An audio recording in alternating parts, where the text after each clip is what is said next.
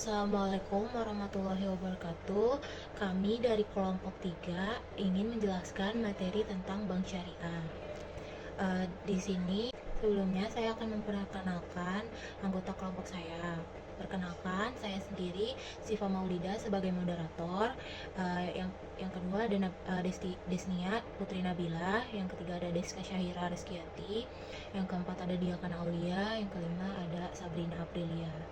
Dalam Undang-Undang Nomor 21 Tahun 2008 tentang Perbankan Syariah, bank syariah adalah bank yang menjalankan kegiatan usaha berdasarkan prinsip syariah atau prinsip hukum Islam yang diatur dalam Fatwa Majelis Ulama Indonesia seperti prinsip keadilan dan keseimbangan, kemaslahatan, universalisme, serta tidak mengandung gharar, masir, riba, zalim, dan objek yang haram.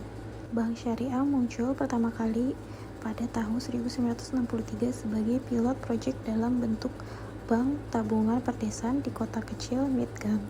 Percobaan berikutnya terjadi di Pakistan pada tahun 1965 dalam bentuk bank koperasi. Setelah itu, gerakan bank syariah mulai hidup kembali pada tahun 1970-an. Berdirinya Islamic Development Bank pada 20 Oktober 1975 yang merupakan lembaga keuangan Islam internasional multilateral mengawali periode ini dengan memicu bermunculannya bank syariah penuh di berbagai negara seperti Dubai Islamic Bank di Dubai, Faisal Islamic Bank di Mesir dan Sudan, dan juga Kuwait Finance House di Kuwait.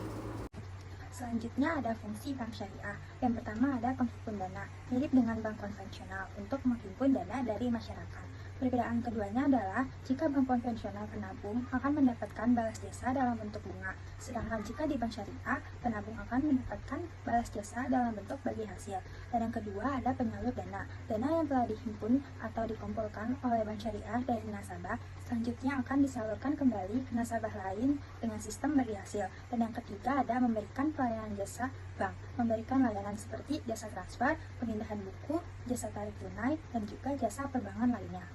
Selanjutnya ada tujuan bank syariah. Yang pertama, mengarahkan kegiatan ekonomi umat untuk bermuamalah secara islami, khususnya muamalah yang berhubungan dengan perbankan, agar terhindar dari praktek riba atau jenis perdagangan yang mengandung unsur gharar. Yang kedua, menghindari bunga bank uang yang dilaksanakan bank konvensional.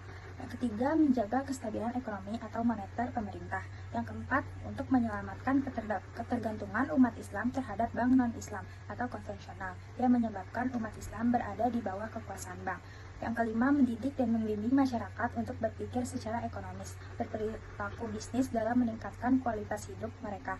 Yang keenam, menghindari al-iktinaz, yaitu menahan uang atau dana dan membiarkannya menganggur dan tidak berputar. Yang ketujuh, membantu menanggulangi atau mengentaskan masalah kemiskinan, yang pada umumnya merupakan program utama dari negara-negara yang sedang berkembang. Dan yang kedelapan, menciptakan suatu keadilan di bidang ekonomi dengan jalan meratakan pendapatan melalui kegiatan investasi. 9. Menjalankan bisnis dan aktivitas perdagangan yang berbasis pada perolehan keuntungan yang sah menurut Islam. Ke-10. Berkembangnya lembaga bank dan sistem perbankan yang sehat berdasarkan efisiensi dan keadilan akan mampu meningkatkan partisipasi masyarakat sehingga menggalakkan usaha-usaha ekonomi masyarakat, antara lain memperluas jaringan lembaga-lembaga keuangan perbankan. Dan yang terakhir, berusaha membuktikan bahwa konsep perbankan Islam menurut syariah Islam dapat beroperasi, tumbuh dan berkembang melebihi bank-bank dengan sistem lain. Di sini saya akan menjelaskan ciri-ciri dari bank syariah. Yang pertama itu adalah beban biaya yang telah disepakati ketika akad perjanjian. Yang tujuannya itu adalah untuk menciptakan transparansi dan keadilan dalam transaksi keuangan. Kemudian yang kedua itu menggunakan persentase dalam hal kewajiban untuk melaksanakan pembayaran harus dihindarkan. Jadi bank syariah itu menghindari penggunaan sistem bunga dalam transaksi keuangan. Sebagai gantinya itu bank syariah itu menerapkan sistem bagi hasil atau sistem bagi hasil dan bagi resiko. Kemudian yang ketiga itu adalah di dalam kontrak pembiayaan proyek, bank tidak memberikan perhitungan menurut keuntungan pasti yang dihadapkan muka. Jadi bank syariah itu tidak menjanjikan keuntungan pasti yang dihadapkan kepada nasabah di awal. Jadi keuntungan yang diperoleh nasabah itu adalah akan ditentukan berdasarkan hasil usaha yang dicapai. Kemudian yang keempat adalah arahan dana yang berasal dari masyarakat, seperti deposito, tabungan, dan investasi. Kemudian dana tersebut itu disalurkan kembali kepada masyarakat dalam bentuk pembiayaan, investasi, dan produk-produk syariah lainnya. Kemudian yang kelima adalah adanya Dewan Syariah yang bertugas mengawasi bank dari sudut syariah. Kemudian yang keenam, bank syariah sering memakai istilah bahasa Arab. Kemudian yang ketujuh, terdapat produk khusus yakni pembiayaan tanpa beban murni yang sifatnya sosial. Jadi seperti pembiayaan untuk pembangunan masjid, pembangunan rumah sakit, ataupun sekolah. Jadi produk ini tuh biasanya memiliki bunga rendah atau bahkan tanpa bunga. Jadi itu tujuannya untuk membantu masyarakat dalam bidang sosial dan kemanusiaan. Kemudian yang kedelapan adalah terdapat larangan aktivitas usaha tertentu dari bank syariah. Contohnya adalah investasi pada perusahaan yang memproduksi minuman keras, judi online, dan lain-lainnya. Kemudian yang kesembilan, aktivitas usaha bank syariah banyak jenisnya dibandingkan dengan bank konvensional. Jadi selain pembiayaan dan investasi, bank syariah itu juga menyediakan produk dan layanan seperti tabungan, deposito, asuransi, dan giro. Kemudian yang terakhir adalah mengutamakan prinsip keadilan antara nasabah dan bank atau sistem bagi hasil. Jenis-jenis produk bank syariah yang ditawarkan. Yang pertama ada al-wadiyah atau simpanan. Merupakan titipan murni dari satu pihak ke pihak lain, baik perorangan maupun badan hukum yang harus dijaga dan dikembalikan kapan saja bila si penitip menghendaki. Yang kedua, pembiayaan dengan bagi hasil dibagi menjadi dua, yaitu yang pertama al-musyarakah atau partisipasi modal adalah akad kerjasama antara dua pihak atau lebih untuk melakukan usaha tertentu.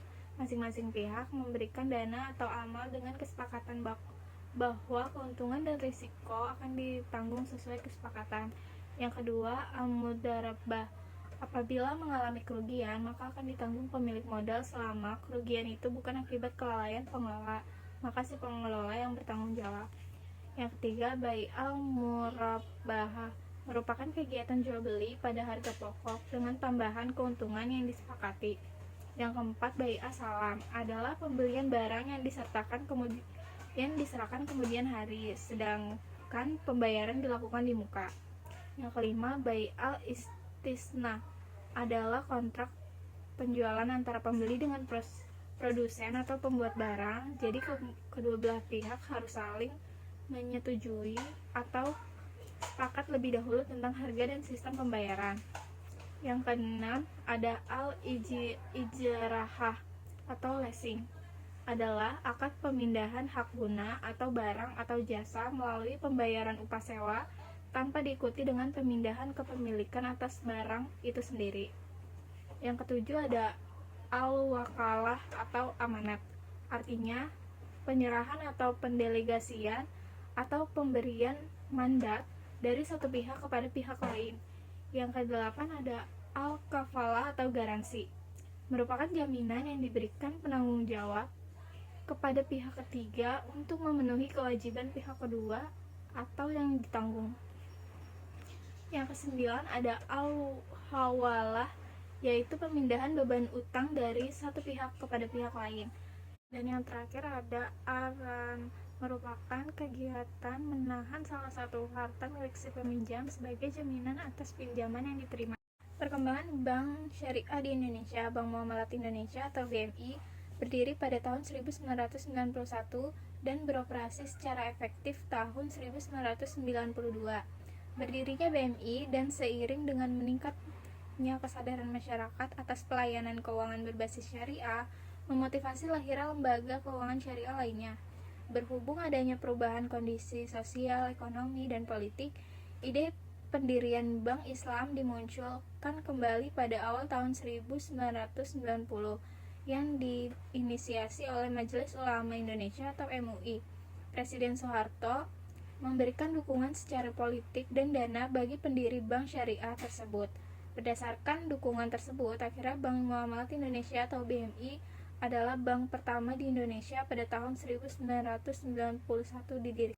Jadi kesimpulannya, bank syariah adalah lembaga keuangan yang beroperasi berdasarkan prinsip-prinsip Islam. Terus bank syariah juga menawarkan berbagai produk dan layanan keuangan sesuai dengan prinsip Islam, seperti pembiayaan, tabungan, dan asuransi. Kemudian bank syariah juga memiliki banyak keuntungan seperti etis, transparan, dan berkelanjutan. Namun juga mereka menghadapi beberapa tantangan seperti keterbatasan produk, akses, dan kesadaran. Nah, di sini saya akan menjelaskan tentang web BSI atau Bank Syariah Indonesia, yang di dalam webnya itu ada menu produk dan layanan, berita dan pembaruan, informasi perusahaan, dan hubungan investor. Pertama saya akan menjelaskan dulu informasi perusahaan dari Bank Syariah Indonesia atau BSI. BSI atau Bank Syariah Indonesia resmi didirikan pada tanggal 1 Februari 2021 yang diresmikan oleh Bapak Presiden Joko Widodo di Istana Negara. Nah, BSI itu adalah gabungan dari 3 bank syariah, yaitu ada Bank BRI Syariah, Bank Mandiri Syariah, dan BNI Syariah.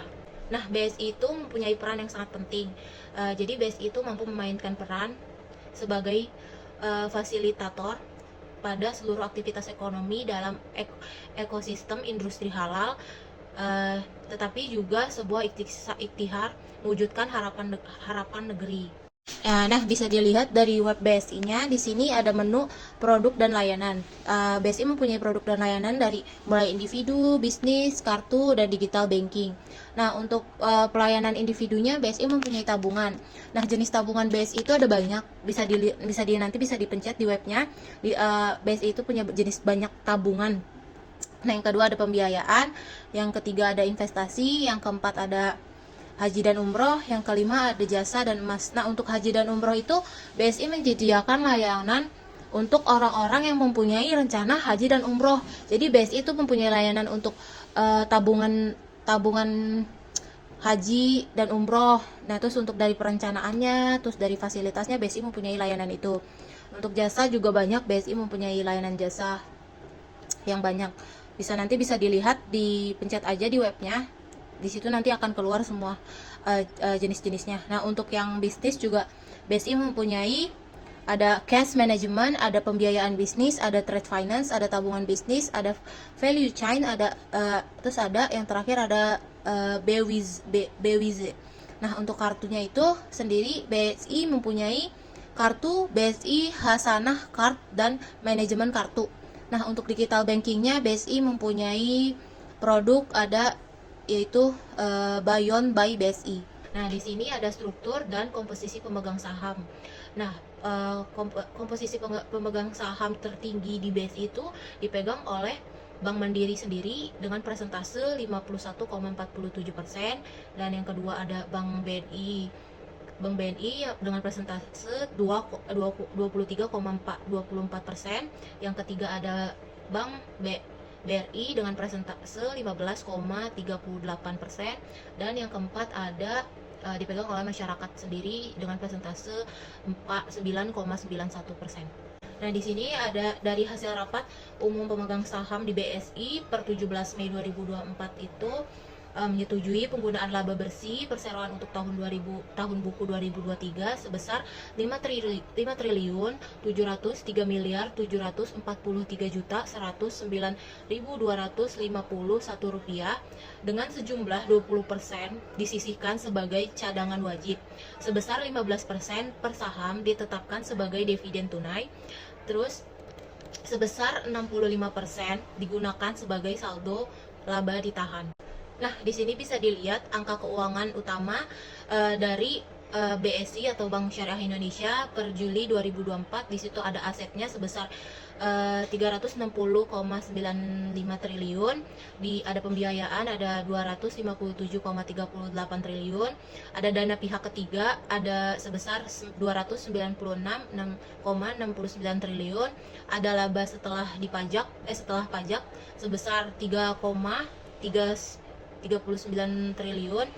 Sekian penjelasan materi dari kelompok kami. Maaf bila ada kekurangan. Wassalamualaikum warahmatullahi wabarakatuh.